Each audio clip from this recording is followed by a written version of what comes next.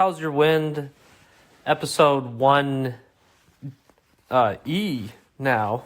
Right, we're on part 5. And before we get started here, just let the listening public know that we've got an Instagram page just for fun, at Black Cats Run. You're welcome to go in and give that a follow, and maybe down the road we can use that as a space if people are interested to try to generate ideas about other things to talk about. So again, that's at Black Cats Run on Instagram if you want to check that out. So we're continuing now to develop and transition from talking about the concept of systems as a broad conceptual dynamic, and instead what we want to do, or I guess instead is not the right word, but by extending that, what we want to do is talk about where do we see this stuff apply in practical examples of systems, and what can that tell us about the potential value of these systems of training that shape us as athletes, as participant in sports. There's other ways to be participant in sports without being the athlete, right? Maybe as a coach, or maybe even as a spectator or official, right? There's multiple different ways we can be involved in sport.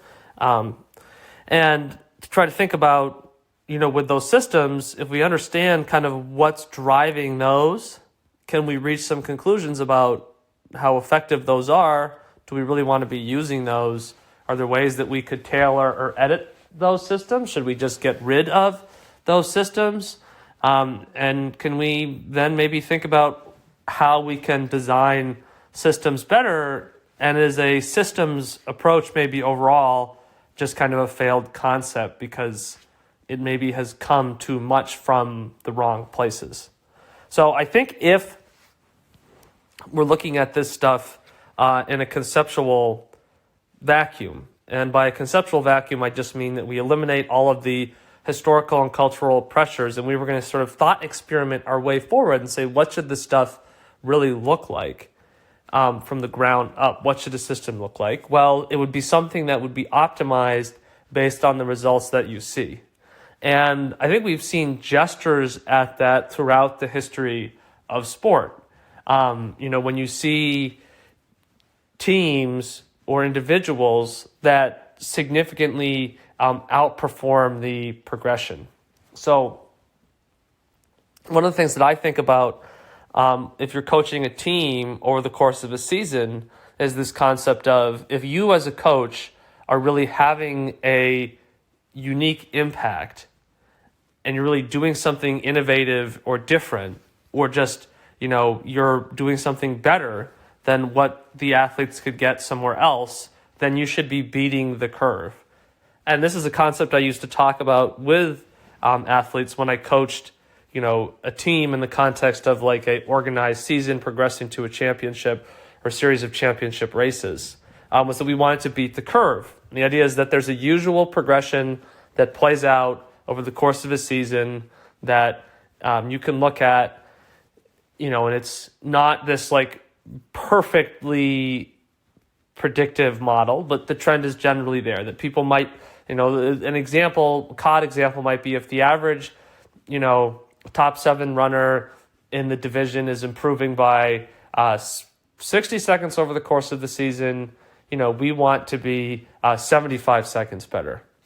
But for us, we would sometimes see that people would get to the state meet and they would run, these out-of-the-box times. And, they would run maybe like a minute faster than they had all season. Somebody who would maybe run 17:10 is suddenly run 16:08. And then this leads to this automatic assumption of like, wow, there's something going on there. One interpretation could be that, they were able to turn that pain up to a 12. And there's this thing with Malcolm Gladwell where he talks about his experience with running, and he, makes the assertion that, he just couldn't handle the level of suffering necessary to do that. And, Malcolm Gladwell is probably a more competent person than I am on a lot of things, but I don't really agree with that conclusion. I think that, situational arousal, how stimulated are we by something, really matters. And when we go out and we get in a context where if we're generally feeling good, and then for some reason that, can feed into that, and you'll see people who maybe only do like 1 or 2 road races and running road races a year, just go out and run out of their mind, right? And, you might be out and be like, wow, this person, I wouldn't think that they would be past me, but they're steamrolling me right now. How is this happening? And I think it's because you can have that level of arousal be really high, right? But the interpretation might be like, wow, they really peaked. And we tried peaking. I used to sort of think that was a thing, and I tried to read the stuff about it, and it didn't really make sense, but I sort of figured, oh, well, people must know more than I do, so I'm just going to sort of like apply this based on what I can understand I'm supposed to do. And it didn't really seem to do anything. And then, one year I decided, well, we're just not going to do this anymore. And, we ran 9 or 10 miles the day before the state championship and, had the probably best performing team at the state championship in the history of the sport in the state, and we didn't peak or taper at all, and I think that's sort of an illusion, and one of the things that I came to see is that these people aren't necessarily running these big PRs per se. It's just that they were repressing their performance because of the sort of asceticism requirements of their system, their training system all season. And so they might make that big jump, but it was probably more likely that, these people would fall flat on their face. And, you would see people going all over the place, like dumping ping pong balls, onto the floor, over the 3 championship meets at the end of the season. So they might have one good race and the other 2 would be garbage, or they might have 3 pretty crappy races. And there would be some people, though, who would really pull it together, but it was basically very unusual to see a team where everybody raced consistently and steadily, but we were doing that. And that was a part of beating the curve. So maybe we didn't show that big jump, but for us, it would be sort of rewinding back to, we got to that point by saying, well, if we think of this as something that begins in June, right? And we would talk about, well, how can we use the summer as a part of, a continuation towards that goal? And, I didn't emphasize or suggest this idea that, okay, we should get out of shape, in between every season of competition. And this arbitrary, well, you need to take these number of days off or, blah, blah, blah. Like, the body has evolved to be physically active. And, like, we're already way too sedentary as it is. And a lot of the programs that are like, oh, we got to shut it down. Shut down what? I mean, you're running, like, 30 miles a week, maybe 25 to 30 miles a week at best anyway. And now people need to spend more time, being inactive. And I think you can change the intensity of what you do. But like what we're talking about here is a distinction between systems. And what I'm suggesting is that, I've tried to, in practice, and when I talk to adult athletes that I talk to now about this stuff, it's a similar kind of concept, except you're not applying it in this team situation, where in the team situation, the challenge is to the sort of performance target or the obstacle or adversity that you get to grapple with is like this season of competition, right? And you try to do really well in all of the meets. And I was really proud of the fact, and I hope the athletes are proud of the fact that we went out and we got it done at the meets. Like every single meet, we went out and we raced. And that's the point of the sport, not to go out and avoid this stuff and avoid the adversity and avoid the competition. You want to go out and engage with it. And that was what our system was predicated on, was performance. And so in a vacuum, as much as possible, you want to sort of vacuumize yourself and say, okay, I got to separate myself from these influences. But you can't do that now these days without first being aware of those influences, because otherwise they're there and they're going to passively affect what we select, right? Because the systems, if we just take on the prevailing wisdom, the conventional wisdom of systems, we're going to find that that isn't coming from a rational space. it's coming from a logical space. And that logical space, we've said, isn't something that's verified. It's just based on what people should try to do. And now people say, well, studies show blank, and studies show all different kinds of things. And sometimes when you look at the metadata, you might find that there's actually no conclusive evidence. And this was a debate that I would sometimes have with people about stretching, is there is no conclusive evidence that really favors stretching as a generic preventative practice. And to me, that was a time waster. Just like, and it's opportunity cost, right? Why would you spend 30 minutes doing stretching when you could spend that time actually exercising, and like doing things that are actually like going to make a difference and be productive? And that the physiological verification is, I think, a totally misleading concept.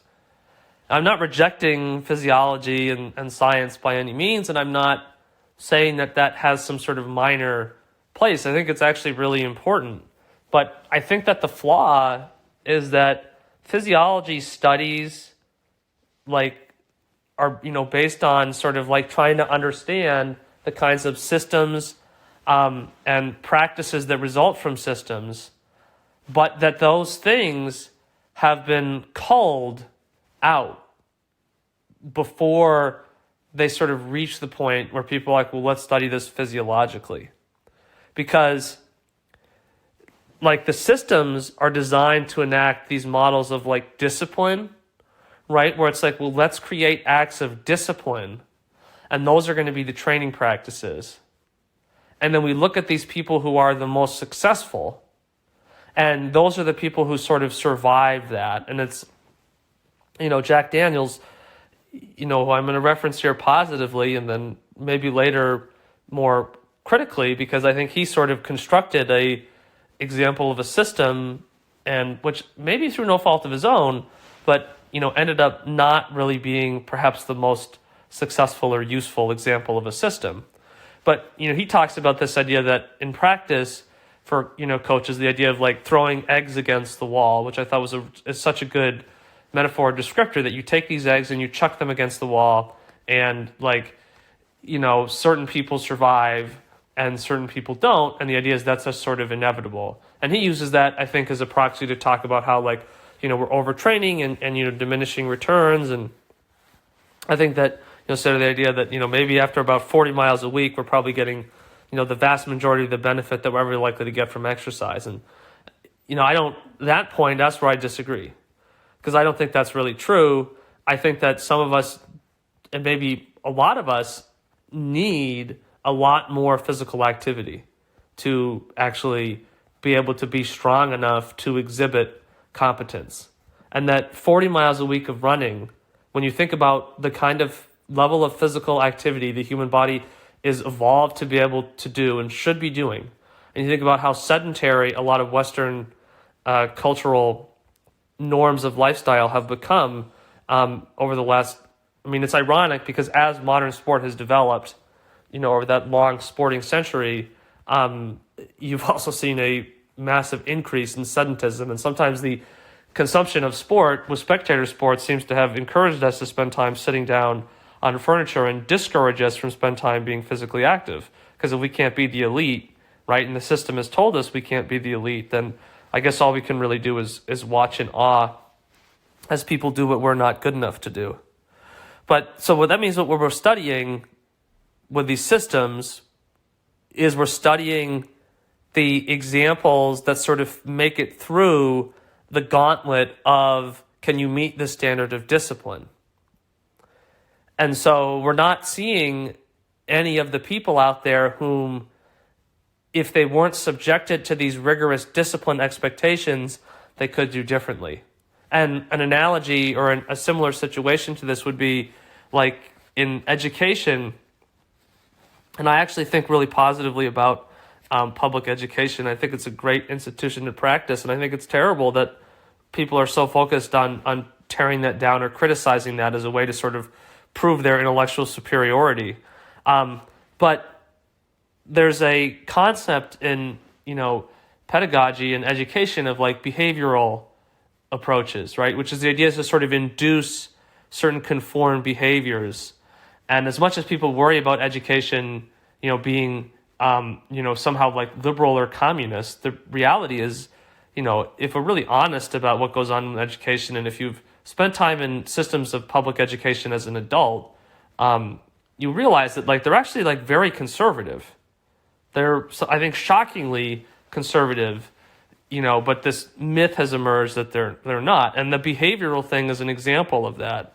And that sort of flows again from that sort of discipline expectation. And remember, a lot of our sporting experiences, certainly in American culture, are coming through school, right? That's where a lot of that sporting stuff comes from. And now maybe that's going to be something that changes, because maybe, school sports just aren't going to meet that. But I think that as activities and recreation and extracurriculars, those are probably not going to ever really go away per se. But like the top performing athletes might start to look outside and demand more autonomy from, the high school coach, as like the potential rewards of success are such that people just don't want to be subjected to whatever sort of arbitrary quality, that the school system is able to staff for coaching these teams.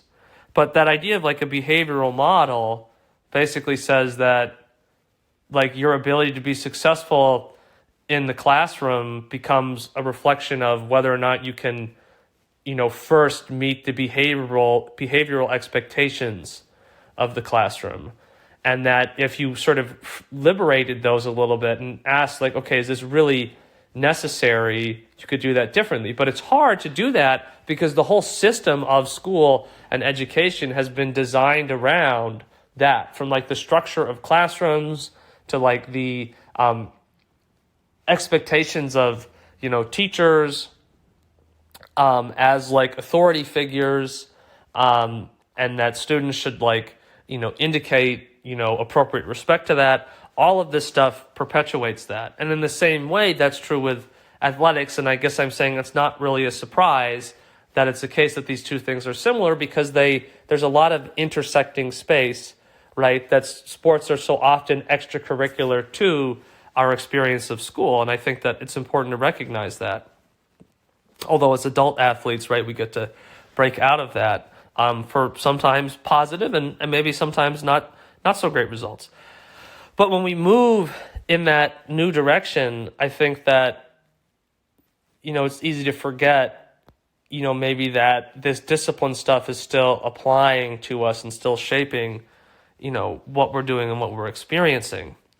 And that we're taking these physiological findings, right? We're taking science and research, and well, that's validating that. But who are they studying, right? They're really studying the practices of people.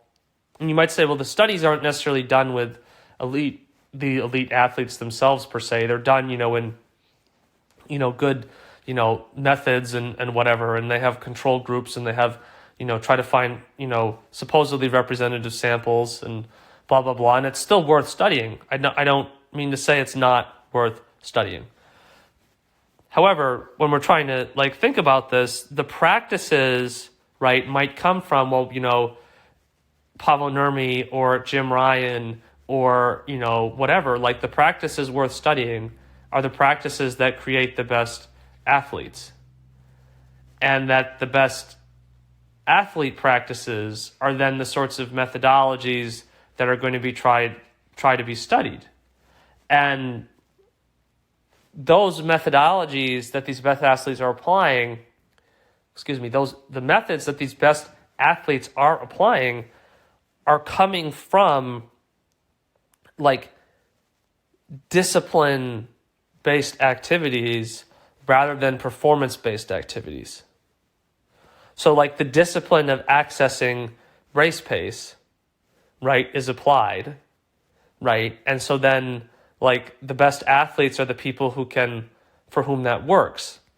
And I think I think a lot of times the people who are successful with that aren't the people who are like, wow, they just handled the most pain in the workout, but they're the person who's having the least difficulty. So like you might, if you think about the zones model of training, if you use like the 7 zones, where zone 4 is sort of your lactate or your aerobic threshold, or basically what can you do, for a time trial for an hour, right? Let's simplify that. Like you might have an athlete running their, efforts, and they might be doing them at like zone 3, like the very high end of zone 3, and you got another athlete who's doing them at zone 5. And so the athlete who is doing them in zone 3 is probably getting a more aerobic benefit, and they're not going to be destroyed on a muscular level, right? And like me getting off the bus and being like, wow, my legs just can't handle sitting on the bus for, 2 hours or 3 hours to get to this meet. Oh, well, again, how, naive, but that's what the system does, is it prevents you from thinking in certain ways. That's the silencing effect. And, but the athletes who aren't getting totally rocked doing these training sessions are the ones who are going to go out and they're going to bust a move in the race because they're not fatigued, right? And they also aren't mentally fatigued. They have the energy to go out and put it down. And that's ultimately because in the workout, they didn't have to work that hard, right? So then we apply these practices through studies to groups of, random people, or hopefully random people, or representatively random people, and maybe not always. But when we apply those studies in that way, like we're only applying and testing the methods that sort of met the standard of discipline in the first place, because it's not acceptable to apply methods that aren't a reflection of discipline. The consequence being that we have standardized systems to approach this stuff that we can pick up and apply, right? We don't need to figure it out from scratch. We can, take these things, find them, and just sort of put them in practice in what we're doing if we're in the position to be a coach, or if we're in the position as an athlete where we get to make our own choices about how we're going to engage with this stuff. But the things that we're picking aren't things that have been refined, in a vacuum based on what's like the most beneficial for performance. These are practices and beliefs that come from like these external moral beliefs about the value of like discipline and, I guess like a kind of like athletic purity in a sense, right? That everything should be like really spatially neat and organized and should meet this sort of, which is like a totally random, meaningless criteria. And I think that what is more correct here, so let's like actually start talking about things that could maybe be done differently as well. I think what could be a more corrective approach is something that I'm going to call self-referencing, which means rather than look at this external model of how do I become the disciplined person, how do I attain enlightenment, how do I transcend or, hold off my baser instincts as a person, like let all of that go. That's a weight of 10,000 years, 15,000 years of like agricultural civilization forward. What does it mean to be in a hierarchical society? How do we get people to conform and obey within that space? And that's like highly pollutive and toxic stuff. It doesn't have anything to do with what we're talking about. That was idiotic of me to say that. It has everything to do with what we're talking about, but it might not really have any place in trying to get to where we want to be, which is like, how can we get the most out of ourselves as athletes and then consequently have the best performance? And so like self-referencing and then feeling good, I think should be the two baselines for evaluating the usefulness of a system and then determining also like, should we just be kind of like creating and how can we create our own system? And so self-referencing can mean different things, and that's why I like the phrase. Self-referencing can mean thinking about you and like engaging with how you feel and teaching yourself to recognize the sensations that your body is generating during different kinds of physical activity and honing in on those and associating those with certain like outcomes and being able to target those, right? And like to know your body and know how you feel, which is going to always be a big reference point in this podcast. Self-referencing also means like not totally externalizing your criteria or your expectations of how you should train. I reported out happily running 80 to 85 miles a week, by my senior year in college. And I once again went out and vomited up, some absolutely trash heap level cross-country races again. And even though I was running 30 miles a week more than I was as a freshman, I wasn't going any better. I was going worse. And I don't actually attribute that to the act of running 85 miles a week. That's not true. I think that running 85 miles a week should have been better. The problem is the way that it was being done wasn't correct. There wasn't self-referencing. It was like discipline-centric. I didn't think about taking it easy or doing recovery. I went out and tried to run as steadily as I could. And then, we started heaping on the workouts, and I didn't do workouts over the summer, and I couldn't, probably, realistically, because I had enough fatigue already from what I was doing, and I was probably self-referencing better in the summer. But then, I'd go to, the season would start, and I'd add the workouts in, and I didn't compensate for that. And, I think we had a culture of, like, anything less than 7-minute pace isn't productive. And I think, the collective mindset became like, well, we should just be going out there and running kind of fast all the time when we train.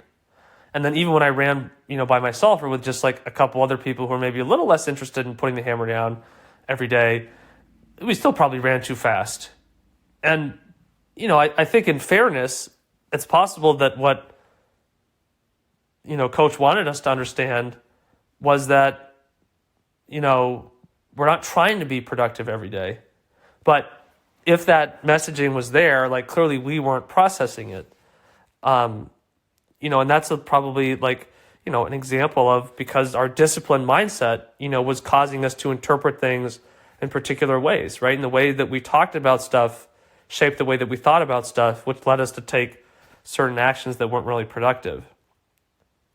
But the self-referencing approach would be to be like, how do I feel?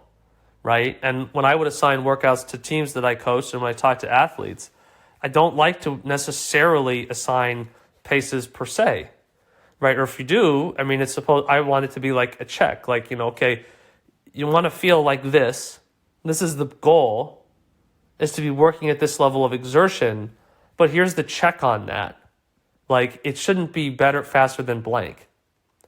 And when my youngest brother and I have conversations about training, and I think, right, it's useful sometimes to get ideas from other people just through conversation.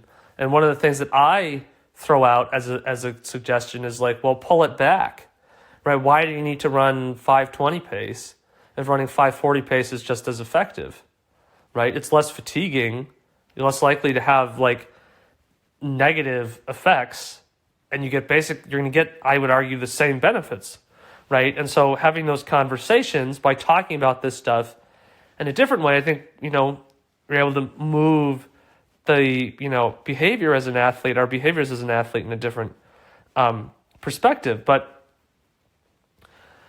the self-referencing thing, right, should lead into feeling good. That even when you're working hard, it should feel good. And that if I saw people struggling, I tried to normalize articulating, okay, this is how I'm feeling.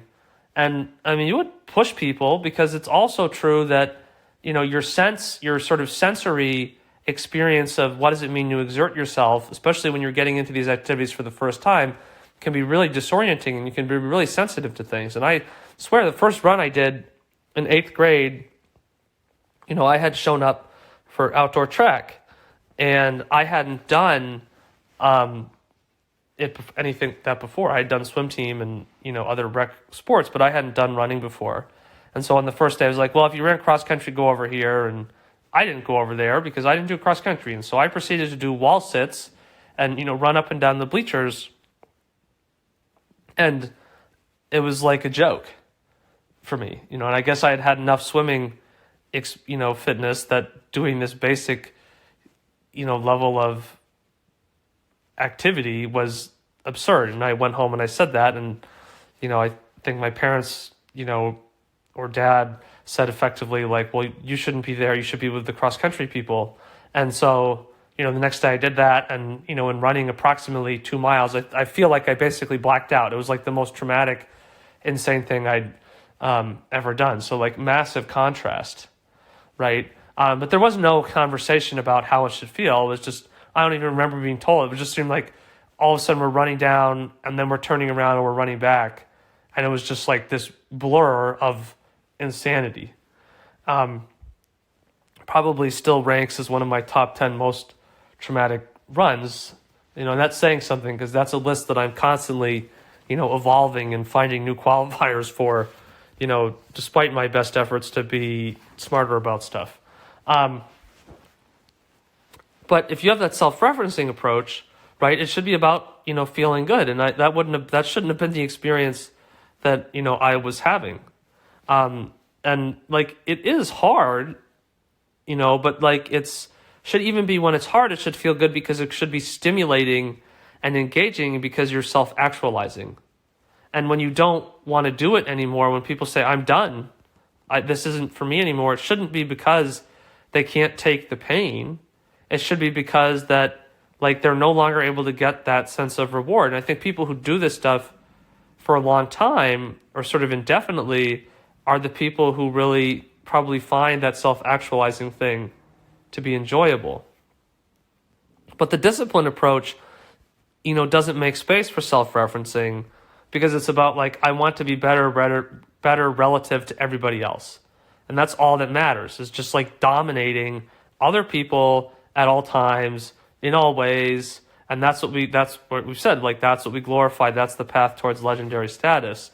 And, I think that's, becomes really limiting, because then you're developing systems which are rewarding discipline. It creates opportunities for people to exhibit that level of discipline. And it basically pushes away people who probably would benefit from a self-referencing model and from a feeling good model. And so we have this, like, empirically driven thing. I mean, you could argue, are we all still, without realizing it, worshiping at the altar of Paavo Nurmi, drilling it, with his, stopwatch? Is that really, not sufficient for a machine, but people aren't machines, right? And is there sort of an industrialized mindset about people that, like, applying industrial efficiency to training? But that might not be actually true, because we're also psychological and emotional organisms that function in organic ways that are way more complicated. We're not basic engineered, mechanical processes. And that a highly structured geometric thing might look aesthetically pleasing, but that might not be what's actually the most beneficial, because that's not really where people maybe are going to thrive, right? And that self-referencing might look rougher or less idealized. And that you don't have this perfect symmetry, right? But, like, it becomes about the symmetry and the aesthetic of aesthetic discipline, if that makes sense. And so then, like, the just screw it approach, the hedonistic approach, I think is also not actually the kind of alternative, we've talked about this before, that we think it is. I think it's also basically just sort of like collapsing back into a version of that discipline system that's sort of, again, like, comparatively ego-driven, right? Where it's not like I want to feel good because it's good to feel good, but I need to feel good by being better than other people. Because that attitude of screw it, we're just out here to have fun, or like, it doesn't matter what other people are doing, like, you just need to be better relative to yourself. But notice how people aggressively broadcast how they're doing that so well. Well, by the act of broadcasting that's a form of comparison, right? So yes, you're saying I'm improving better relative to myself, but, those same people are like, just by doing a marathon, you're special, right? Just completing is the achievement. Well, so what does that mean? That means, like, so now, because I improve better relative to myself, now I'm superior to everybody else. So you can take this self-reference point of like, well, I was at A and now I'm at B, and look at you, you're still at A, and like I completed, so I'm better. Like I'm a part of it, right? Just doing a marathon makes you elite, right? So like what's meaningful though? Like I don't think either of these things are ultimately meaningful, and systems that are meaningful are going to be systems that are going to be important and effective. I want to feel good. I want to find a competitive challenge and feel improvement, right? It's okay to want to feel better relative to you and better relative to others. And it's not necessarily that the others have to be constant as a reference point, and it's not necessarily that being better relative to you or better relative to others, that also doesn't have to be like continuously progressing. It becomes like discovering and doing things that are moving you in the right direction. Like that's the puzzle that you're trying to solve. And if you think about it, literally doing puzzles, like if you finish a puzzle, like that's great, but like what's rewarding about it is finishing it and then also doing it. So it's not about like abandoning the outcome, and it's also not about like suffering through in order to get to that outcome. It's like both of those things are valuable, and like that's important. Because in life, like much of what we do doesn't actually let us feel good. You know, like what you be when you grow up, I think is a horrible question. It might be toxic, maybe. Whoa, right? Toxic. I think it might be toxic because it creates this idea that, okay, when we can grow up and be something, oh, that's going to be meaningful. But I think most of us feel like a pretty intense alienation of labor where we're like doing these things and it like doesn't matter, and like we really can sort of disappear and not show up or fall asleep and things just sort of go on, right? Like we're not meaningful and that doesn't feel good. But I think that we're left with this thing where like both the discipline model and the model of hedonism, right? Hedonistic, bacchanaliast, nihilist, whatever. I think they're both strategies to feel good. The discipline thing says that like, instant gratification doesn't feel good. What feels good is like getting to this, the goals or the outcome of the path. Hedonism says like the path is so ridiculous and insane, like just come out, just step off the path and just like do this stuff. This is what you want, right? If it's good to you, it must be good for you. But, we want to feel good, and I don't think any of those actually get there. Because what we need is an experience of training and of sport that feels good, that the system needs to feel good, every day, right? And even when it's like hard and challenging, it needs to feel good. Like sometimes the act of doing it itself, stride for stride, heartbeat to heartbeat feels good. And then sometimes you're doing it and it's like challenging, and maybe there's a sense of like, man, I want to stop. This is hard, but then when you finish that period of work, maybe it's a repetition, maybe it's a whole session, you feel good because you did that. And we need a combination of those things. And maybe 5/7 of that needs to be just the act of doing it is good and stimulating. And then maybe 2/7 of that can be something where like, okay, I kind of want to like be done with these particular specific periods of work or effort. But overall, when I'm done, I feel great because of what I accomplished. Like that's the combination of these things. And that's neither discipline nor hedonism. And like, I think we go to sport and we want to recognize it like it's an outlet for the kind of control that we don't get to have in our life, right? And if we are fortunate and privileged to be well educated and have some sort of a career or profession, like even then, most of us like we don't own the means of production. It's not purely our invested capital that we're making decisions about. We don't own an intellectual property. We don't have total creative license. But in sport, like when you get to do that, like you get that benefit, okay? Or you should. And I think if you can, experience that, like, that's your capital that you get to invest as you would like to do so. And that's really powerful. And then I think when people are in the role of coaches, like, they should be respecting that. And it's like the athletes need to be stakeholders, right? They need to be on the board of investors, okay? They're not there to be laborers, right? That industrial model of like management and, behavioral conformity isn't healthy. And then we use the physiology to validate this stuff. And let's talk about that. Let's talk about some examples of systems and how we use those systems to try to validate our practices. So we talked about Jack Daniels. Let's talk about that a little bit more.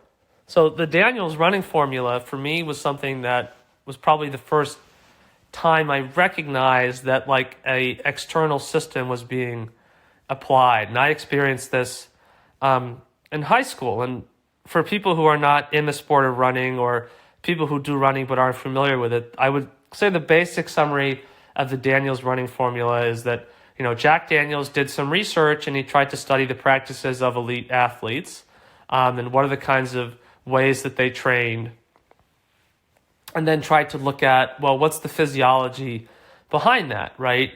These different efforts they're doing, how are they sort of distributing their work across these different physiological systems? And he arrived at some conclusions about what that looks like.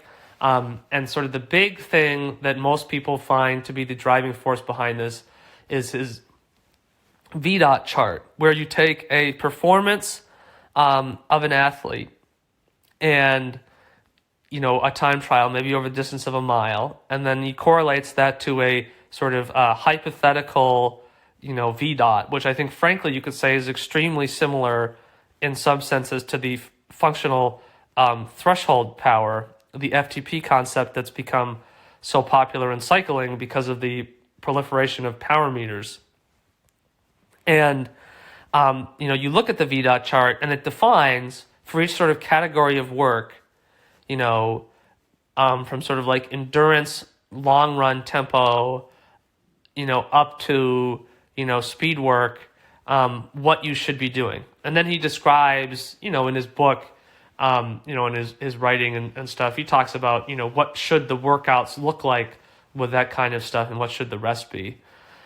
And for us, the practice of this was to sort of sit down and take your review with coach what your PR was, right? And then, you were referenced these times and like that was like supposed to be your training paces. And of course that broke down for us because like we didn't know how fast we were running. Like I would say probably most people didn't have a wristwatch. And then even if they did, this is 3 or 4 years before you started to see GPS watches.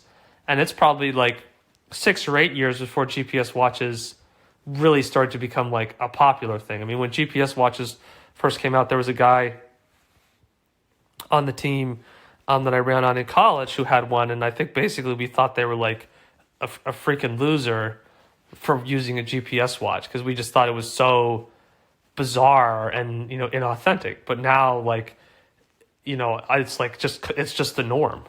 Like of course you have a GPS watch. Like why wouldn't you? Right? Constantly know how fast you're running based on the information from global positioning satellites, which is just like crazy when you think about that in that context.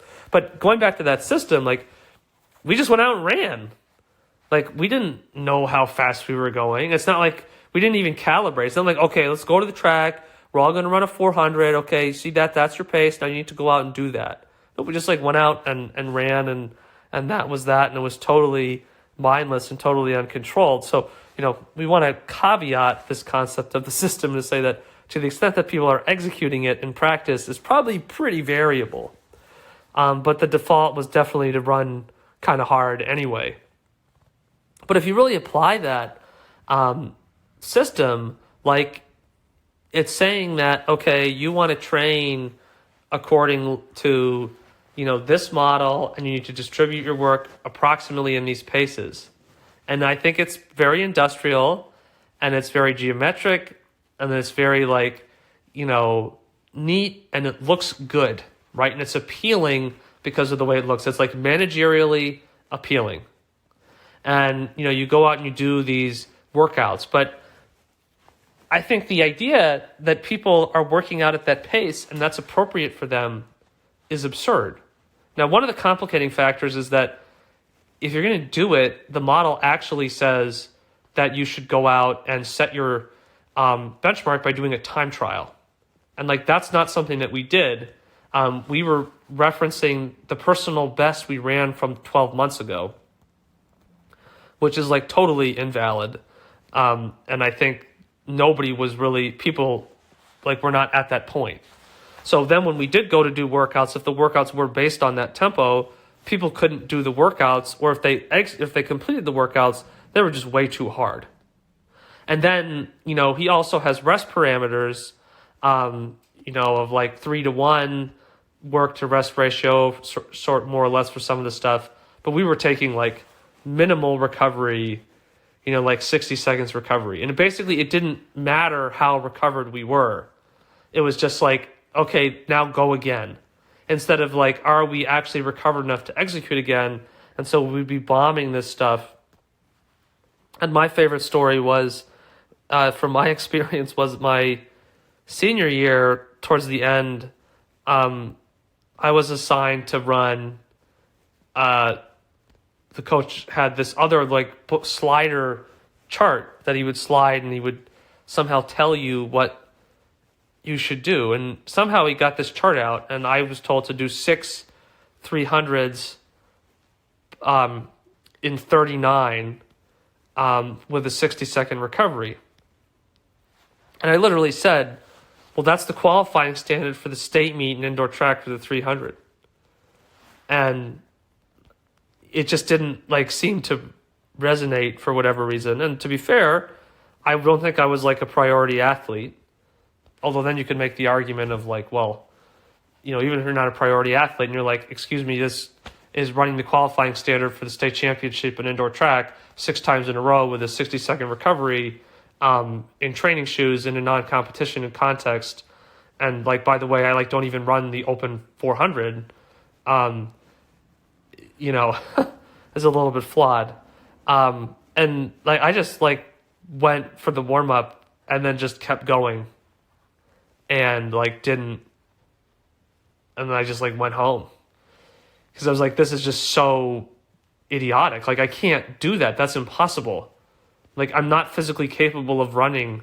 I don't know if I've ever been physically capable of running a 300 in 39 seconds. Or if maybe I could have theoretically done that, but that would have been a peak performance. Never mind doing that 6 times in a row. But the belief in that system was just there so that it's a silencing effect. I raised this point, which is that's the qualifying standard for the state meet. I'm just supposed to do that in training? I'm not a 1:49 800 meter runner. And even if I was, why would I be doing that workout 3 days before the state championship? Which, for me, I was going to run the 4x8, which I proceeded to, despite blowing off the workout, I proceeded to totally suck out in that relay anyway. But, that was probably an aggregate of all the stuff that had been, building up, right? The approach wasn't there. It wasn't self-referencing. It wasn't saying, where am I now? Where do I want to be? How do I feel? Am I feeling good? It was just doing things methodically and systematically. And, cycling, I think an example of this is the way that FTP ideas have sort of moved to create these idealized models of training. And I think an example of that could be the 2 by 20 minutes at FTP. And I'll be honest, I've never even bothered. I just know from past experience, my brain is just sort of so traumatized from so many messed up and failed workout experiences. I just balk. And it's my brain just shuts down with structured interval training. I just don't want to do it because I just have such a negative association. And so when I try to do that stuff, I have to really back off because I don't get an adrenal response to that like I do with racing. I get to just screw this, because it's anticipatory failure. I was so trashed trying to do some of the workouts in cross country by the end of college that I would just like walk for 30 seconds in the middle of the long repeats through the trails, because I just couldn't move. And I just knew it wasn't working, and it was just so frustrating. And then the discipline model tells you the problem is you're weak, right? So it's like there's no alternative for that. Like you just are supposed to embrace the suck. But my youngest brother, we kind of tried that as an idea of like the 20 minutes or like doing 15 minutes. And, he said, well, what if you can do 3 by 20 minutes or we can do 4 by 15 minutes? And like he could do it and he could execute it, but it just like wasn't sustainable. It wasn't something he could really keep up with. And so it's like this system, again, now you look at that and you say, well, that's like industrialized. And like, okay, you did it like 2 times. And then by the 3rd time, you're like, this is awful. And you're like, okay, basically, I don't want to do that again. And if you're in like a program where you can sort of get like flogged out back onto the trainer or onto the track and, forced to execute, maybe you can keep doing that. But it's still then, I think, depleting your mental energy. And are you going to really have the enthusiasm of the desire to want to like go fast and challenge yourself and run hard or ride hard or go hard in a race when you've been tapped out from the training?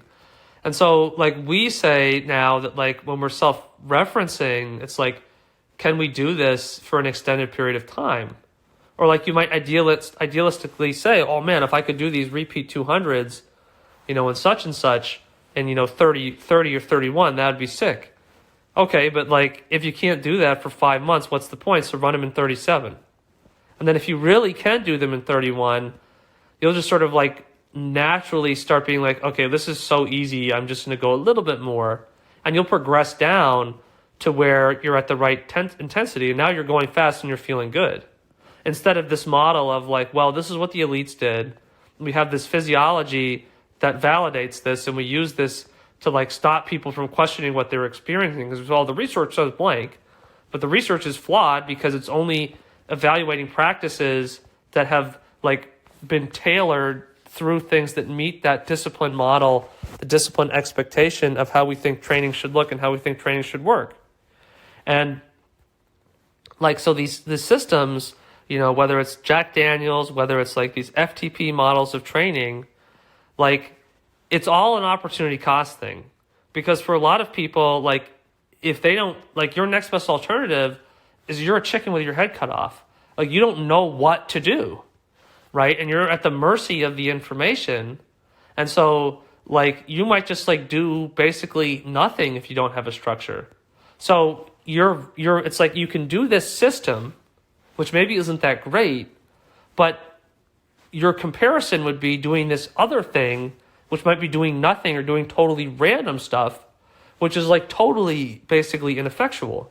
So it gives a lot of evidence to these systems. So even though you're sort of now on this discipline path and you're like experiencing all this adversity, and you're like, I mean, why do people do these marathons and they like stop training? And like people like normalize, and they're just desperately normalizing this, oh, you got to take a break, you got to take a break. Because like secretly everybody's like burnt out and they're like, I freaking hate doing this, but I don't want to admit that I hate doing it because then like I'm weak and I don't look like this like virtuoso of discipline.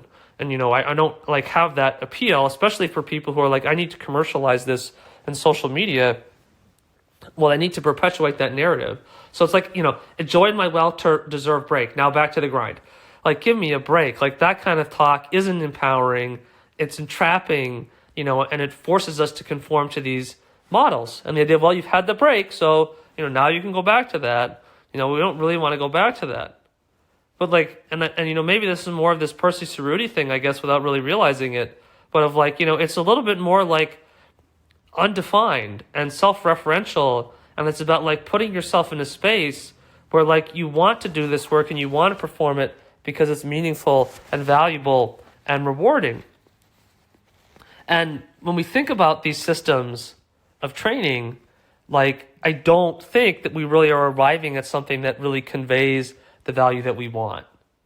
And so in the last part of this big opening for the podcast, we're going to talk about our exit ticket. And exit ticket is when we're going to try to say, what can we practically do with this. Like if you've listened to all this stuff, right, there's always a sense of what's actionable. And I think all of this stuff is actionable, but we're going to give some examples of how we can specifically apply this and make meaning of this. But the key takeaway is that when we change our reference points, we change the experience. When we change our strategy, we change the experience. And that when we change our approach, we change our outcomes. And that all of these changes mean that most people can have a much better time. They can feel faster, feel stronger, do new things as athletes. But we have to look for ways of understanding that go beyond the limitations of this discipline hedonistic dichotomy and the systems that are created to reflect that versus reflecting what's actually optimal for performance.